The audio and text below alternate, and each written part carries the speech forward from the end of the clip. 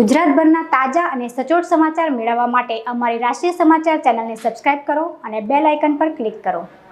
પૂણા ગામ વિસ્તારમાં રહેતા દુબે અક્ષત ધર્મેન્દ્ર કુમારે ધોરણ 12 સાયન્સના બી ગ્રુપમાં 99.92 PR મેળવ્યા છે, સાથે જ 93.71% મેળવ્યા છે। શાળામાં પ્રથમ ક્રમ આવવાની સિદ્ધિ મેળવનારા અક્ષતે કહ્યું કે હું રોજના 10 કલાક મહેનત કરતો હતો। શાળામાં જ તૈયારી કરાવવામાં આવતી હતી, જેથી પહેલા જ દિવસથી રોજના ડાઉટ સોલ્વ કરવાની સાથે સાથે નોટ્સ પણ બનાવતો હતો।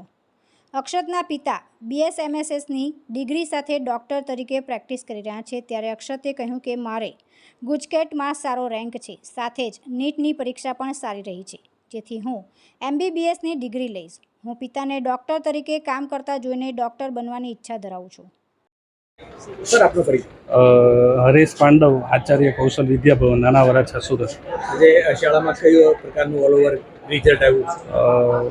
આજ રોજ વિજ્ઞાન પ્રવાહ અને સામાન્ય પ્રવાહનું પરિણામ જાહેર થયું, જેમાં વિજ્ઞાન પ્રવાહમાં અમારા વિદ્યાર્થીઓ 288 જેવા વિદ્યાર્થીઓ પરીક્ષા આપેલી, જેમાંથી 98% રિઝલ્ટ પ્રાપ્ત થયું છે। એ ખૂબ જ સારું પરિણામ કહેવાય। 288 વિદ્યાર્થીઓમાંથી 15 જેવા વિદ્યાર્થીઓ A1 ગ્રેડ અને 66 જેટલા વિદ્યાર્થીઓ A2 ગ્રેડ પ્રાપ્ત કરેલો છે। ઓલ ઓવર આટલું સરસ રિઝલ્ટ આવ્યું, તે પ્રકારની ખાસ મહેનત કરાવવામાં? મહેનતની વાત કરીએ તો વર્ષ દરમિયાન શરૂઆતથી જ અમારું પ્લાનિંગ હોય છે। આખા વર્ષનું પ્લાનિંગ અમે શરૂઆતમાં જ કરી દઈએ છીએ। રેગ્યુલર પરીક્ષા, વીકલી પરીક્ષા, એનું ફોલોઅપ લેવાનું, અને નવેમ્બર-ડિસેમ્બરમાં સિલેબસ સંપૂર્ણ થઈ જાય પછી વારંવાર રાઉન્ડની પરીક્ષા અને એનું ફોલોઅપ લઈ અને એટલું રિઝલ્ટ સારું પરિણામ મેળવી શક્યા છે। માતા હાઉસવાઈફ છે। અમે મૂળ ઉત્તર પ્રદેશ અયોધ્યાના વતની છીએ, પરંતુ વર્ષોથી સુરતમાં રહેતા હોવાથી હવે અમે સુરતી બની ગયા છીએ। આપનો પરિચય?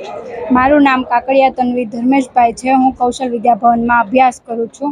આજે કેવા પ્રકારનું પરિણામ આવ્યું?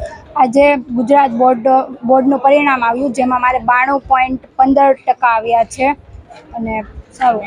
કઈ રીતનું તૈયારી કરી હતી? વર્ષ દરમિયાન કોનો સપોર્ટ રહ્યો? વર્ષ દરમિયાન શાળામાં જે શિક્ષકો ભણાવતા એ બધું સરખી રીતે ભણ્યું હતું, ઘરે જઈને રિવિઝન કરેલું અને પેપર સોલ્વ કરેલા। છેલ્લે સ્કૂલમાં રાઉન્ડ ટેસ્ટ લેવાતી બધી આપેલી, અને શિક્ષકો, વાલી, ભાઈ બહેન બધાનો સારો સહયોગ હતો। મને ફિઝિક્સ થોડુંક અઘરું લાગતું હતું, તો એના મેં વધારે MCQ સોલ્વ કરી। આગળ જઈને હવે શું ગોલ છે? આગળ જઈને IITમાં એટલે એડવાન્સની એક્ઝામ આપવાની છે, અને એમાં સારા માર્ક્સ આવે તો IITમાં જવું। તુલસી શર્મા સાથે રાષ્ટ્રીય સમાચાર, સુરત।